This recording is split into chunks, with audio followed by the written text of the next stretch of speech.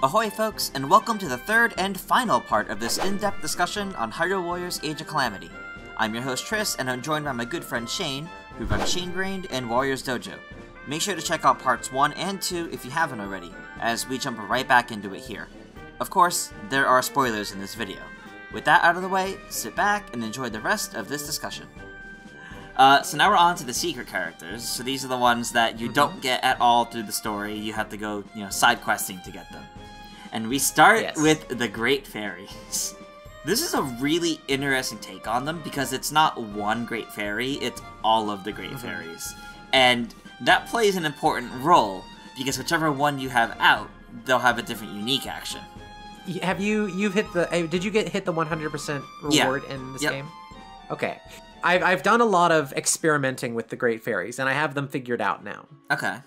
So as a player who has hit 100%, I want to do a quick, experiment. What do you know about the fairies' mechanics? So they're definitely based around range, because they have a lot of range. I mean, their stasis is literally... Their stasis is, let's charge up as much as we can to slide across the entire battlefield. And they also have a lot of slowdown. They have a lot of moves, or at least one move, that slows everything down. Not stasis, but it puts it in slow-mo. And I think that's beneficial to the fact that they're so big, and they're such a huge target, and it's really easy to get hit as them. That pays off, but that's about it. I know that each one has different kind of flowers with the unique actions that they can do. I haven't played too much with them yet. I mostly focus on story-related characters during the story, and then I've been trying to build up the others otherwise, but yeah. Okay. So are you aware that they have an attack that lowers enemies' defenses? Do they? That's actually really cool. They have the Chic Perma Shield that prevents damage on them. Oh wow, okay. Yeah, so you found the slowdown attack, which just is randomly thrown into their C3, their I guess you might call it their third heavy attack, where they shoot out the heart that explodes and slows down enemies for quite a while. And I really love the Great Fairy moveset. But it drives me crazy how often Warriors games can be so completely vague and obtuse about telling you what your character does. Yeah. So I had no idea that there was that slowdown. It was actually my wife who discovered that. I think she was trying to get a Talus to get its weak point out, and she had accidentally slowed it down. And she's like, "No, my time's running out." It was actually it wasn't good for her in that instance. Yeah. I never noticed that in my normal playthrough. Since I found that out, I was like, "What the hell else are they hiding?" So I don't usually post my guides on Reddit or something, or type them out. But I did this because I was kind of looking for more information from the community in order to figure out this character. Okay. So yeah, her C3 does have that slowdown effect. So the 4 fairies each have different unique effects, and 2 of them have super important abilities that I don't know how I didn't notice it, but I usually remember them by the hair color. So I'll just go through them. I actually wrote their name down. I'm looking at what I wrote last night. Kesa, the pink-haired fairy one with the dark skin. She is the one that sends out a bunch of those desert flowers that they go from behind her and fly above her head in a straight line. Right. And the damage on this attack is crazy. It will just melt enemies. It melts weak point gauges. It can go from 100% to 10% in one hit. Oh my gosh, of that. wow. It's really, really strong. I don't know how far the range is, but they do have a ton of ranged attacks in their moveset. That's probably their single strongest attack, and one of the strongest single attacks in the game. Just for, damage per second, that attack's crazy. Next up, Mija, or Miha, the purple-haired fairy. She has curly hair that's kind of braided. She's the most important one by far. She sprouts only a couple fairies around her, but it creates a permanent shield that can absorb any amount of damage. Wow. Now, I remember Sheik could absorb, I think it was 4 hearts worth of damage with her shield that she could create around herself. This one can take any single attack. Wow. When you upgrade the fairy's ability, it can then take 2 attacks. So basically, if you're having trouble with the fairies or getting hurt a lot, whenever you see that purple fairy, press ZR because you're going to get a shield that re-ups. And you just ignore damage in that way. Wow. And the fairies switch out so often that whenever you see that, plus it does damage around her at the same time, so it's pretty helpful. Terra, the white-haired fairy, makes flowers all around her, and it's a really, really big area. That was just an area clearer. Okay. And the last one, Cortera, who's the blonde-haired fairy, it just makes flowers in front of her. But when you do that, and this is what drove me crazy, you see a little blue... It looks like a little wind that's blowing vertically on the enemy. This little blue status effect icon, clearly some kind of status effect icon. A lot more clear when you're hitting goblins with it, although they usually die in one hit from that. Harder to see on a lot of enemies like moblins or wizrobes because they stand up so straight, so you kind of can't see it because it's lined up with their spine. But that lowers the defenses of the enemies. It doesn't really last that long. It's only like a 10-second time. I've heard that it's stackable, but my testing hasn't revealed that to be true. But yeah, so she has huge range attacks, the ability to prevent all damage, lower enemies' defenses, which I guess you might want to do like a special attack after that. That is really interesting, honestly. I'm glad they have a lot more depth than the Great Fairy from Hyrule Warriors 1. Oh yeah, it's not just cutscene the character. Oh gosh. Yeah, and it makes up for her extreme weaknesses. Like you'll see, Wizrobe is throwing out a fire attack, and you try to dodge it, and she still gets hit by it anyway because she's so goddamn big. That's how you get around it. You shield her, and I think with the right seals on her weapons, she'll be a lot more effective. She needs faster attack speed, really, really a lot. Yeah. Just kind of like Sheikah Slate Zelda needs that. And I think if you're good at dodge timing, increasing the amount of time window that you get to do a flurry rush attack will be really important too, because you know you can't dodge out of it, so you might as well have a bigger window to get that flurry rush off, which will prevent the damage anyway. Yeah, that's fair. That's basically playing to the best that you can with them then. Yeah, even having the shield that absorbs 2 hits, like that can go down pretty quickly too, and you won't always have Miha back. So, yeah, I was surprised. She was the 3rd character that I just didn't get, but further testing has made her one of my favorites to play as, because I really like characters where you gotta constantly be thinking about your next move, but it's not totally possible to plan them out entirely. So, like, 2-hand Link is always going up and down with his sword, but you gotta play at a really high level to get the most out of it, or else you're gonna be punished with that. Zant and Koga have the same thing, and the Great Fairy, once I learn them, has that same effect, and I really love playing as them. It's kind of like playing the game on a little bit of a harder mode for whatever difficulty you actually have it set at, but... Yeah. I was very surprised by that. I'm just glad that they actually, especially with the added depth that you were talking about for this whole section with them, I'm glad that they actually feel like legitimate characters this time. Because the Great Fairy weapon for Link very much felt like a joke weapon that was there for the fun of it, rather than to have another interesting moveset. And yeah, I mean, it could clear rooms, but... the fairy, I remember the Great Fairy actually took enhanced damage in Hyrule Warriors 1. Yes. Yep, I do remember that. Gosh. And it was kind of hard to see things from her perspective. Like, being on the ground with only half the fairy, it's kind of odd that you're just this flower... I remember the first time fighting them in that mission, and I was like, what is this? They're really having the fairy move around like that? But in practice, they are really big and can sometimes be hard to see things, but it's a lot better than it was before. At least they're on the ground. Like, at least they move like a character. It's really silly, but...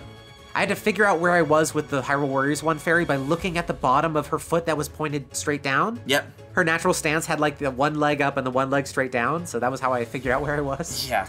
I think the only downside to these Great Fairies is these are the characters we were mentioning that, like, you cannot play a Yiga clan level with them. Like, their, like, they are not made for that area. Yeah, if you're their ally, like, you can't even get past them in those hallways. They are the size of the hallways. To them. Yeah. It's hilarious. And what's worse, too, is if you're playing the story level with the Yiga clan, like, specifically in their base, all those Koroks at the end of the hallways, if you find one of those Koroks as the Great Fairies, you better not be behind the Korok. Because otherwise, you have to wall jump and glide over the Korok to be able to get out. Geez. It's ridiculous. And you see Out of Bounds a lot as them. Oh, that's true. Yeah, that's true. It is. They're really neat, but definitely felt like they decided to make them after designing all the levels. Yeah, a bit. Yeah. So the next character is one that I actually still, unlike the Great Fairies, I still haven't really figured out how to use too much. And so I'm actually, this is one of the characters I was really interested in talking with you about. Monk Maz Koshia. I still don't really understand why he has so many seals and what they can do. I understand he can become big, but like, I feel like there's a lot of extra depth and complexity to this character that I just don't understand yet. But what do you think? He has a playstyle that I think is a little bit betrayed by his later unlocks. So it starts out as a character like, okay, he creates these big stuff on the battlefield, and you want to fight by that stuff so that you absorb the seals. Right. Then, later on, you get an attack at the end of one of his combos that instantly gives him 4 seals just for using it. Like, the stuff flies off and explodes on its own, and boom, you have 4 seals. Like, what was the point? You know his attack that brings up a shrine, a Breath of the Wild shrine?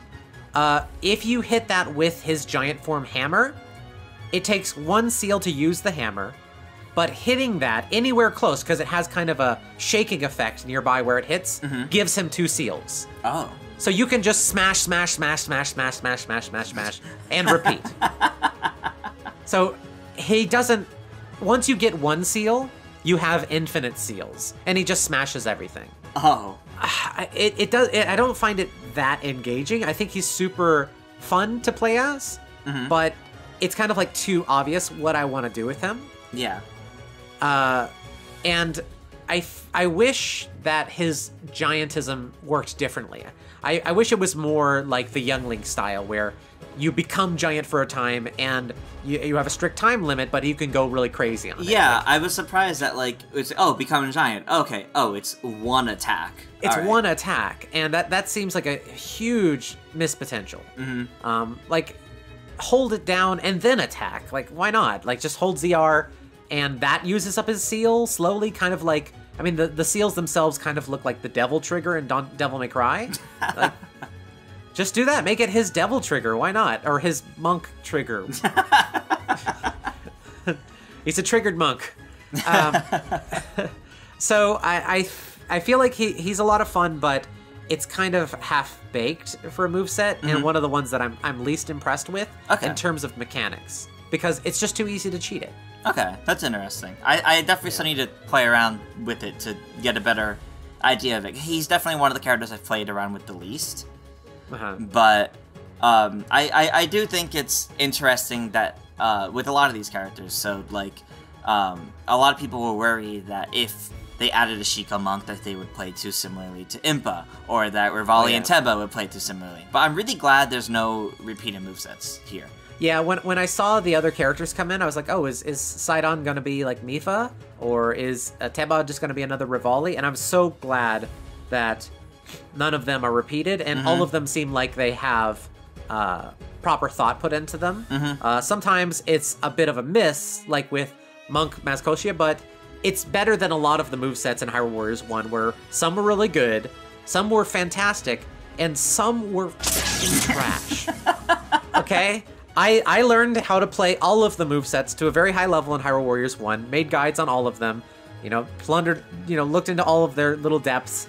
Like, I can play Ruto, I can, I can play Agatha, and I played Agatha with my feet, okay? I played Agatha with my feet, I played the game blindfolded. Yeah, I did a boss rush with Agatha as my feet. Look it up on Warriors Dojo. Underappreciated video, me playing Hyrule Warriors 1 with my feet, and I did it. Also, I played blindfold with Lana's stick. Not her spear, her stick. Oh, man. If you follow the progression, like, Hyrule Warriors 1 led to Berserk Band of the Hawk, which led to Fire Emblem Warriors, which led to a bunch of other Warriors games. I'm pretty sure Dynasty Warriors 9 was made by a different team. Persona 5 Scramble was somewhere in between, and then we got to Age of Calamity. And Berserk Band of the Hawk only had like 6 or 7 playstyles. All of them were a lot of fun. Fire Emblem Warriors had 15 playstyles, but it had clones in there. Yeah. People really didn't like the clones. But I liked playing as every single one of those characters. Persona 5 Scramble had 9 characters. All of them are a lot of fun. And then we have this game, which is like a really good balance. 18 characters, 21 total movesets. All of them are different. All of them are a lot of fun. Even if they're not as well thought out mechanically as the Monk, they're all a lot of fun. To me. Yeah, personally. I think that's fair. I think pretty much, there's like no moveset in this game I didn't like. There's just ones I haven't really played around with too much, and there's ones I don't care for as much as others, but I don't think there's a single bad moveset in this game. Whereas in the original Hyrule Warriors, I definitely felt like there's some I really don't want to ever go back to. Yeah, like if you put it on a tier list, there's some Fs. There's at least 2 Fs, I'd say. The rest of them are okay to passable to good, but there's actually a couple ones. Like with this, who's probably the worst in the game? Maybe... I think that Zelda's one of the worst in the game, her Bow of Light, but I think you enjoy her. But I would still put her at like a, maybe a low B or a high C on my own kind of tier list. Riju might be the worst, actually. But she has other uses. Actually, sorry not to hop back too much, but Riju's ability to zoom around the battlefield feels like it would have been better served in like Fire Emblem Warriors, where the Pegasus Knight moved faster. Big thing about that is characters moved at different speeds. Pegasus Knights moved faster than characters on horseback, which moved faster than infantry people on foot. Makes sense. You could pair up enemies. So you could take your strong infantryman and have your Pegasus Knight pick them up, fly them somewhere, and then pair switch to that character for fights. So even those big fast characters had some utility. Yeah. Even if that utility wasn't fighting all the time. Yeah, that was one thing that I forgot to mention with Riju. But anyway, that's the Monk, and I'm really curious what you think about the next character, Terako. Yeah, so Terako is interesting. I feel like I'm missing something with him. I know he can create the little orbs next to him, and that can act as additional beam shooters. And I know you can shoot beams into the giant orb that he can make, which does even more damage and kind of creates a whole bunch of other effects. But I still feel like there's something missing with him. I find him fun, but I don't know. Like, it's like something's missing. Have you played around with him after you got his ability increase? Remind me what the ability increase is again. You can hold it down and fire a sustained beam. Right, right. So it's the much bigger one. It's more like the Astral Guardian laser. Yes. Yeah, more like it. So that was when it kind of made more sense to me, because that changes some of his attacks. Okay. When you have that fully charged and you fire it off when he's like doing his upside down helicopter move, which is so cute. He does this like vertical shot with it. It's very specifically meant to hit enemies that are tied into that. Okay. Before that, I was kind of worried that he was going to like be the lawsuit character. You remember Mario Party 1 where you had to rotate the controller and people would use their hand and it would burn through the skin? I felt like you can do so much better weak point breaking when you're like tapping ZR as fast as you can and hitting an enemy with it. I was like, oh no. My wife actually injured her hand playing a Warriors game in the past. Oh no. She was playing as Whitebeard in Pirate Warriors 3, and Whitebeard has this big attack where he's using his Shatter Fruit to, or is it Quake, whatever it is in English, to like vibrate reality basically. And you have to press the button a lot, and when you press it a lot, it does more damage and affects a bigger area. And so I was like, is this what I have to do? I have to tap this button so much? It's going to get really tiring every time I want to play as Terako. But then when I found out you can charge the laser, and it's more effective than that, like, okay, that makes sense. Okay, yeah, the charge is probably a lot better then. I played a little bit around with the charge, but I didn't go too extensive with it. I think it in practice it works better than Teba's charge, because Teba has that big that big bomb fire, it takes a really long time to charge. And Temba's gameplay is kind of doing what he's doing while not getting hit so that you can do that. But he might be too high and it just flies over the enemy that you want to hit with it anyway. And his big arrow blasts seem more used for getting lots of KOs at one time, which is limited usefulness in this game. Whereas this is more about affecting the enemy right in front of you and can also be used against big groups. So that was kind of what made Terako make sense to me. Yeah, I think that makes a lot of also, sense. just seeing the fact that I could play as little Terako and characters as big as like the Great Fairy or the next character, it just makes me happy. I see Terako running around with Link, and I've realized that the one you play as is just a little bit bigger than that. Yeah. But I like that the size variance is different, and I was kind of worried that Terako would be like the Toon Link or Tetra of this game, where Toon Link wasn't as bad as this, but Tetra definitely had some reach problems in Hyrule Warriors 1. Like, I felt like she's obviously smaller, and when you try to attack with her, because she doesn't use her gun all that much, it wouldn't go as far as, like, say, you know, regular Link trying to hit something. Toon Link had his sword, but Tetra's moveset was not as, it didn't have as much hit range. But as far as I've seen, that really isn't an issue with Terako. He's kind of always leaning forward, swiping his little guardian swords.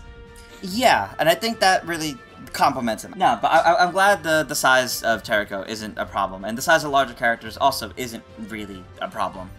I think it shows how they've really made this system and the mechanics and the engine better than the original game, the original Hyrule Warriors. Yeah, it doesn't feel like everyone has to have the same move speed. Yeah. If you remember, like, Epona Link moved just as fast as Link on foot. Which felt really weird. Yeah, and I was wondering for, like, Riju, like, is this going to feel as weird and crazy as Epona Link? And it kind of did, which was a disappointment, because horse-mounted characters in Fire Emblem Warriors were done really, really well. And it didn't feel odd at all. And in Persona 5 Scramble, Morgana can become a car and just drive around over enemies, and that feels fine as well. It doesn't feel like Morgana is going full car speed, but it's the same kind of control you had in the original game. But anyway, I'm going to keep on getting off track. And speaking of size differences, did you know that Calamity Ganon that you control is slightly shorter than enemy Calamity Ganon for some reason? Interesting. I wonder, is it that he hunches more, or is it like... I don't know. Well, I fought him Ganon versus Ganon on the battle or the siege of Fort Hateno, the big extra battle, and I noticed he's like 90% Calamity Ganon size. Like, well, they gotta make the bosses feel daunting to everyone, so... Yeah. It made me wonder, is it for processing power? Like, when they filmed James Cameron's Titanic, the model that they used for the Titanic wasn't 100% scale, it was like 90% scale. And a lot of people wonder, like, why don't you just build at 100% scale? And it's because, like, just that extra bit of steel to go from 90% to 10% was a lot of money. And is it something similar? Was it just that much more processing power to go from 90 to 100? I don't know. Maybe they didn't want to, maybe... That's what I think about Calamity Ganon. Maybe it had to do with the fact that they didn't want to have another character that was too big, like the Great Fairies, where it, like, completely changes out the camera too much. Yeah. How big is he compared to the Great Fairies?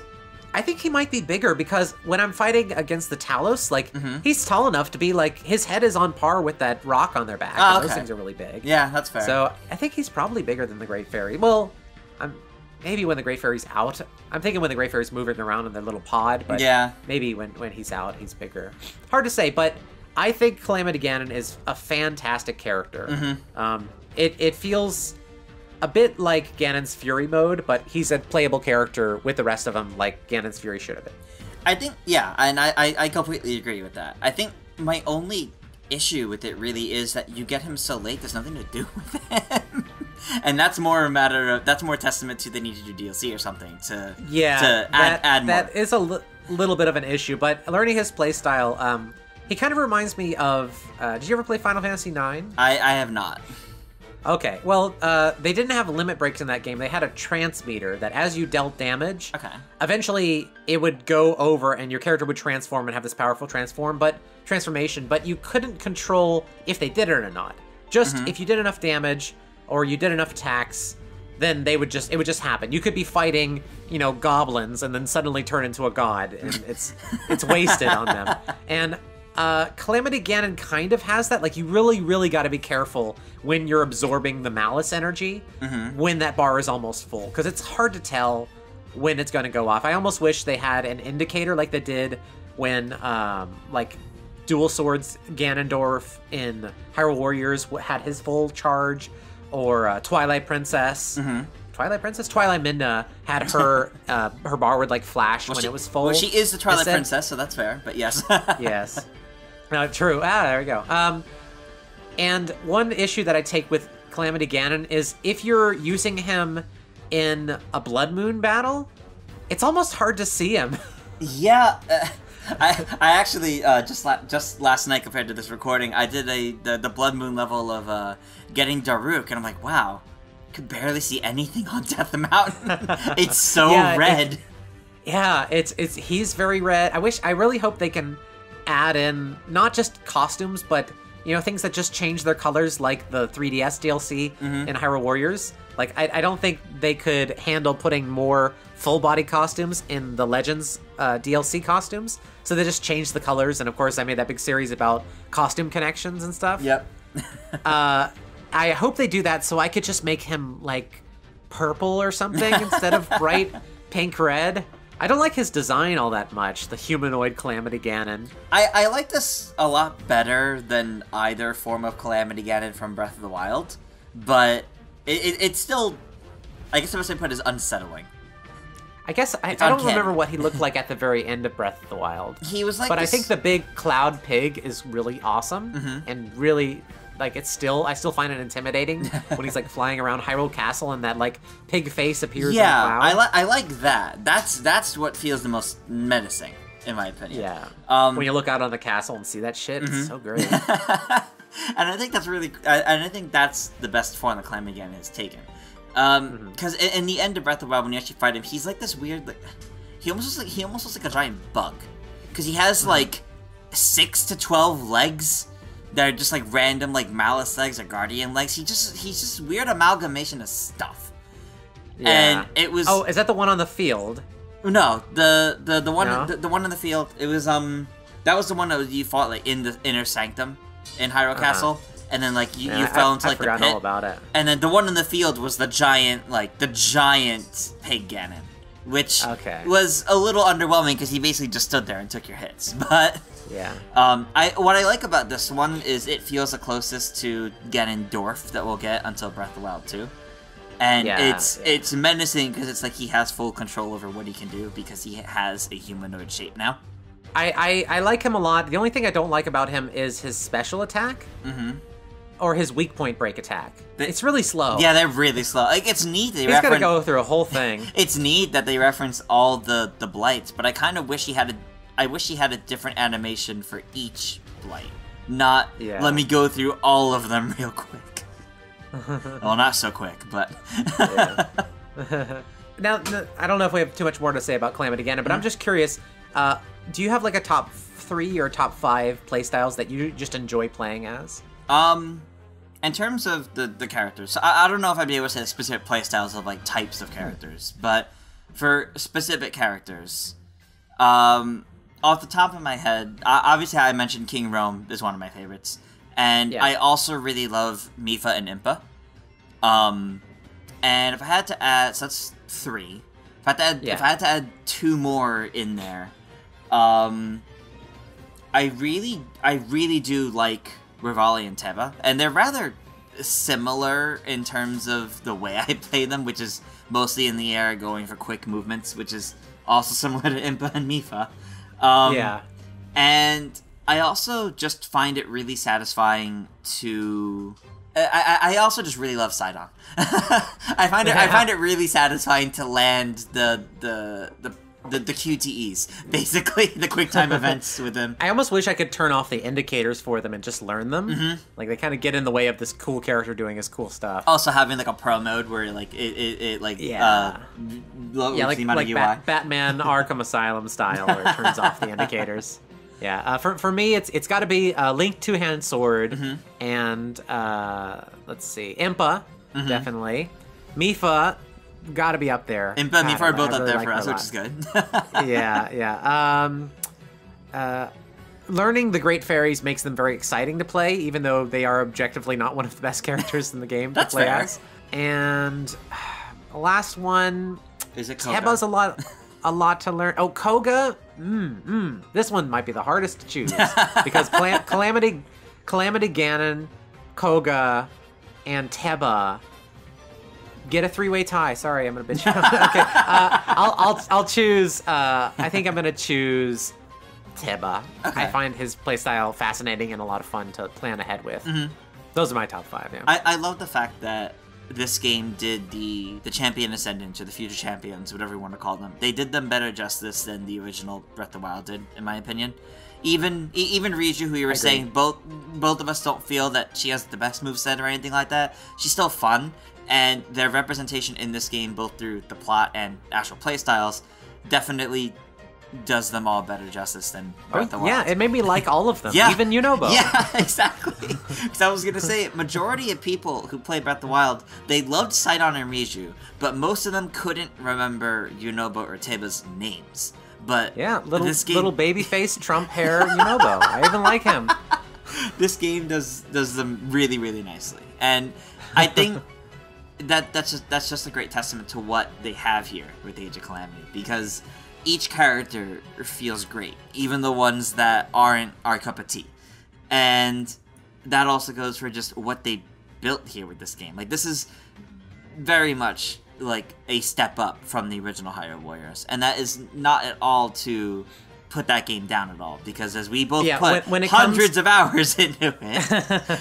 Yeah, when it comes to character mechanics, I agree 100%. Your mileage may vary on, like the battlefield strategic part of it, and I think Fire Emblem Warriors did that better than either of these two games, which is my favorite part about it. Actually relying on your allies to do stuff feels great, and having to be wary of like weapon triangle stuff and that. But when it's like minute by minute I'm controlling the characters and learning new ways to do stuff with them, like this game is an absolute treat.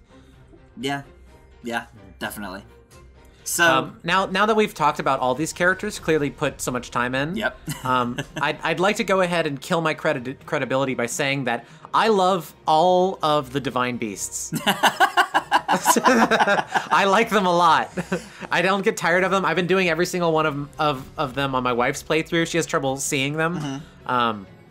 Just something about like the tiny enemies, but I've been having a lot of fun with them, and I seem to be the only person on the internet that actually enjoys them. I really do enjoy the Divine Beast battles, but I wish there was more with them. There's only like 3 missions for each one, and the way they're presented throughout the game, they very much feel like a bonus thing rather than like part of the main game. And I think I feel like it could be the camera. Yeah, I feel like it could be the camera. It's so close, it doesn't feel like you're playing the same game anymore. But if the camera was zoomed out and you saw all of it, it would feel like just a puny thing. Yeah.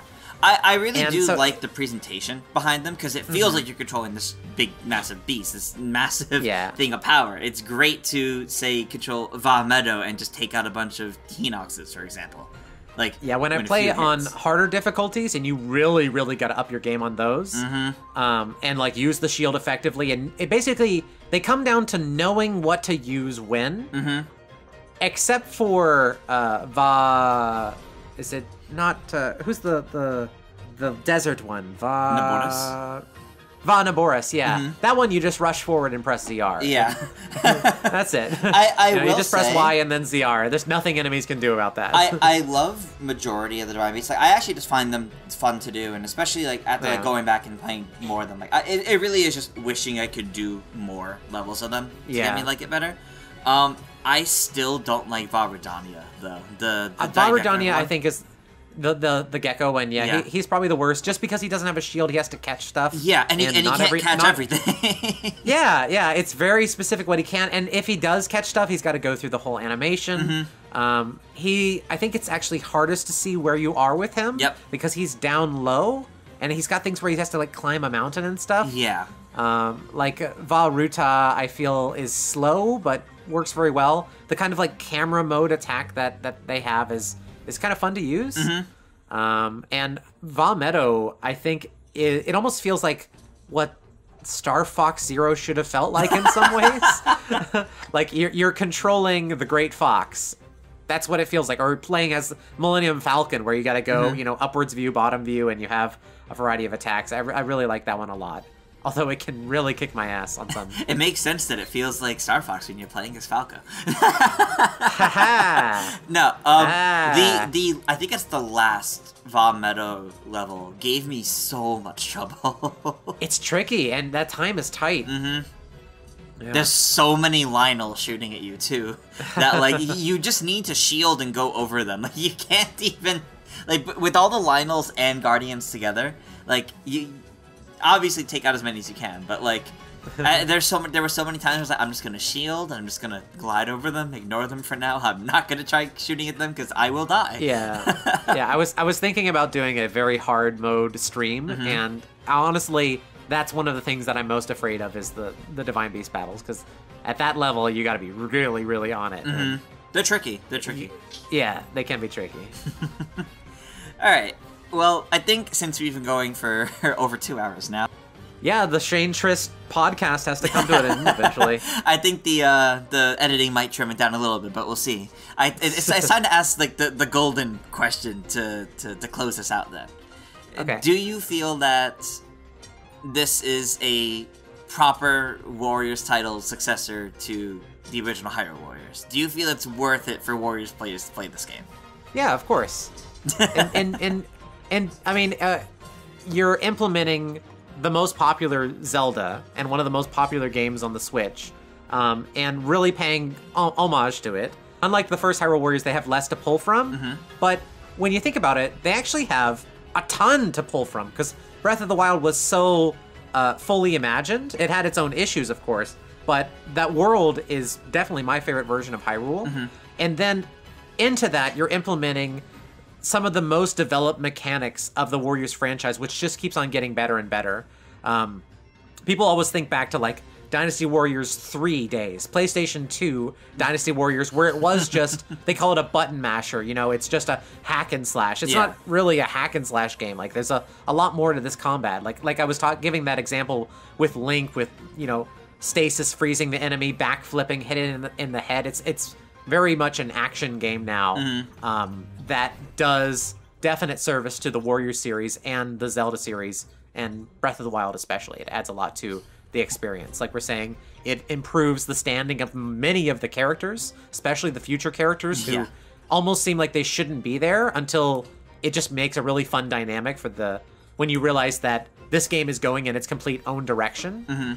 It's a fantastic successor to Hyrule Warriors 1. They are kind of, they're kind of apples and oranges in a way. There's things that I like about Hyrule Warriors 1 where it's just it is kind of a content farm. It never ends. Yeah. And there's so much variety, even if some of the movesets are questionable. That's a good way to put it. You know, the Great Fairy we talked a bit about, whereas this Great Fairy has actual depth and thought put into it. So they've improved upon it, but I always want to stress that this game is not just the sequel to Hyrule Warriors. It's the sequel to a long line of Warriors games that came before, that have continuously gotten better and better and better. My 2 favorite games this year have both been Warriors titles. It's got to be Persona 5 Scramble, which I wish would just come out in English already, and this, Age of Calamity. They were a lot of fun. All I wish was there was more of it to play. Yeah, well, hopefully we'll get DLC. I mean, there's the data mines hinting at 4 characters, but... Yeah, I hope that comes true. But I hope there's more beyond that too. I just struggle to see what that could be right now. Yeah, it really depends on how they choose to handle it. I mean, I think this has become like the best-selling Warriors title ever, or at least in a long time. So hopefully, I think it is the best-selling, and Hyrule Warriors 1 was the best-selling before it. I'm pretty sure. Ooh, well, there we go. Zelda sells. So hopefully, if they weren't planning DLC before, hopefully they are now. Yeah, it's like the Smash Ultimate thing. I'm not sure they were planning that second pass, but when they saw those numbers, you bet they are. Yeah, right? Alright, well, I think that should about wrap things up here. So, Shane, why don't you tell everyone where they can find you at and what kind of content they can expect from you? All right, so I mainly run 3 channels. The first one is ShaneBrained, where I put reviews. I'm doing a long series of Fire Emblem retrospectives, so if you're someone who doesn't know Fire Emblem and is curious about it, watch my videos. They're very newcomer-friendly. I get a lot of people saying they're trying out Fire Emblem for the first time. These are not videos just for hardcore Fire Emblem fans. They're made for anyone. Just watch the first one and learn about the series that I didn't know until I started doing these series, and I'm playing through them chronologically. It's been the last 2 years of my life, so I got to bring that up, even though we're talking about Age of Calamity. Because I covered Hyrule Warriors so extensively in the past, I spun that content off onto its own channel, Warriors Dojo. And currently, any long-form review I'm going to post on ShaneBrained. Any guides and other discussion videos, I'm going to post that on Warriors Dojo. So if you're looking for guides on how to use the characters, if you're curious after hearing me and Triss talk about all the kind of mechanics behind the characters to be found here, you can find that kind of stuff over there, as well as explanations for other systems. I'm currently making them. I'm not sure when this video will come out, but I'm currently making the guides, and but you can expect to see a lot of that stuff coming up. I'll explain the Forge system and other features of this game. My third channel, ShaneBrained Plays, is where I post Let's Plays of stuff with my friends. That one is just for fun. If you find a game series that you want to watch us play through while we get sometimes excessively drunk, then that could be a good channel for that. Other than that, I'm active on Twitter. You can just search for twitter.com/ShaneBrained. And yeah, that's me. All right. Well, we'll make sure to include the links to all of that down in the description below, and definitely make sure to check out Shane's content. I know I'm gonna be keeping an eye on Warriors Dojo for some of those guides, because I know I was gonna do a guide for the blacksmith, and then when I realized there was a lot more depth to it, I'm like, this is gonna take me a while to figure out. And I still don't feel like I know all the ins and outs of it yet, so I look forward to watching your guides for this. But with that, thank you all for watching, and make sure to subscribe to Game Explained for plenty more on Hyrule Warriors Age of Calamity, and other things gaming as well. Until next time, farewell.